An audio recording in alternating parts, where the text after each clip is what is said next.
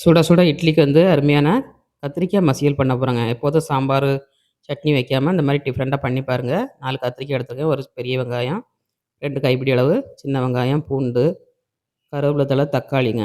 எல்லாத்தையும் கட் பண்ணி எடுத்துக்கலாம். ரொம்ப அட்டகாசமாக இருக்கும். இதே மாதிரி பண்ணுங்கள். இப்போ குக்கரில் எல்லாத்தையும் ஆட் பண்ணிடலாம்.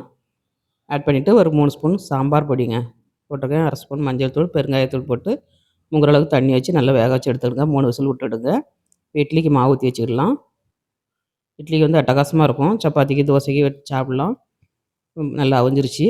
தண்ணியை வடிகட்டிட்டு நம்ம நல்லா மசியல் பண்ணிடலாங்க. மசியல் பண்ணிட்டு இருக்க தண்ணியை ஊற்றிட்டு உப்பும் போட்டு நல்லா மசிச்சு மல்லித்தழை போட்டு கொதிக்க வச்சு ஒரு தாளிசம் விடணும். தாளிசத்துக்கு வந்து கடுகு, உளுந்தம்பருப்பு, கடலைப்பருப்பு, வரமிளகா, கருவேப்பிலை தழை எல்லாம் போட்டு கொதிக்க வச்சு எடுத்துக்கோங்க. இப்போ இட்லி ரெடி ஆயிடுச்சு. சாப்பிட்டு பார்க்கலாம். சூப்பராக இருக்குங்க டேஸ்ட்டு. வீடியோ பிடிச்சிருந்தா லைக் பண்ணுங்கள். பாய்.